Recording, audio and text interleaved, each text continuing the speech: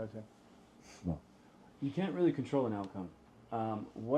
From your perspective, what are the controllables you put into play to encourage an outcome? I think it's all process. I think it's Monday through Friday.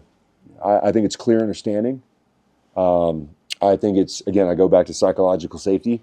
Am I allowed to express myself in the best way possible in this moment, right?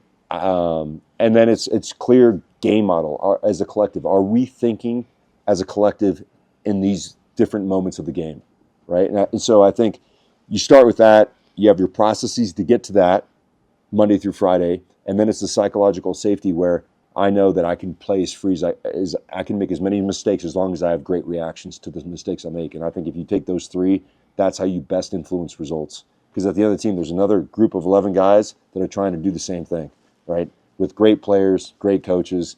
And so I think that's why we spend so much time on ourselves. We focus on our opponents at the end of the week, but it's always this whole season is going to be a journey of understanding who you are. And I always say, and you've read it a million times, if you don't know who you are, it doesn't matter who anyone else is, right? If you don't know who you are and what you're trying to achieve, what everyone else is doing is relevant. Well, then you also speak frequently about mentality, like on the field.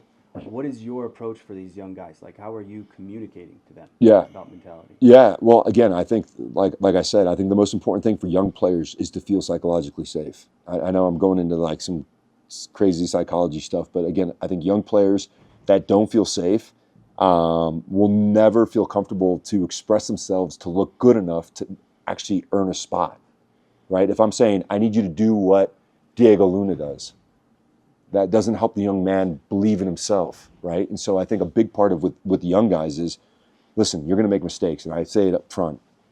You're going to make a mistake. What's your reaction to the mistake is the most important thing. And then how is the next decision affected by what happened previously? And that's a process. That's not going to happen in one game. You're not going to get these guys in 2 games, 3 guys up to snuff. But the more they feel comfortable being able to express themselves, like we talked about Aiden today doing that trick on the line, he's done that in preseason games and has killed it, And so Luka Moisa and I say to Luka, I say, listen, you're a pivot. I want you to receive the ball in tough positions. I want you to lose the ball. But if you're not willing to put yourself in that position, you'll never be an elite midfielder, right? And so again, encouraging guys to be in difficult situations, whether or not it comes off, as long as you have good reactions, you're helping our team maintain our game state, right? Versus just like throwing your hands up or walking, and that you won't see with any of these young guys. And so I think a big part, and we talked about it earlier, is how they've grown up in the academy and now coming to the first team, having that ability to express themselves. And then the last part is, it's not just me and the coaches, it's really the Lucas Engels, the Jay Glads, the Hoffas, and Noel Kaliskins around them, DeAndre, that makes these guys feel comfortable to continue to improve. Right on, man. Thank you. Just one from me. You've had 2 games, new tactics, new adjustments going live. What surprised you that's really gone well, and what are you trying to improve on moving forward? Yep. So I'd say the biggest thing is our ability to be solid defensively. I thought our box defending was really good in the first 2 games. I think the goal that we conceded in Vancouver was almost flukish. We had great numbers behind the ball. It deflects off some guy, and the guy put it in the only spot he could have. And so I think we're minimizing the big chances, although Hoffa did a great job last game making some big saves, right?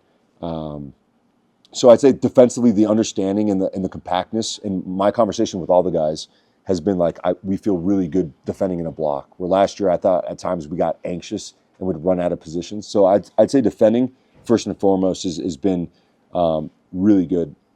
The second part of that is, whilst we want to be more vertical, it can't be our only option, right? So it goes back to, how do we utilize our pivots? How are our pivots more involved in our build to give us more control, whether we want to go, whether it's to play in, to play back out, to play out, to play back in, or whether it's the second goal where Philip plays over the top. We want that option all the time. But now how are we mixing that up to make it difficult for our teams to scout for us?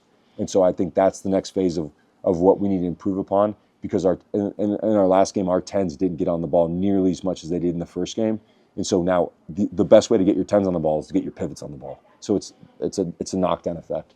But again, we've been deliberate the last 2 days. I hope to see a market improvement on that against Atlanta. Cool. Thanks, guys.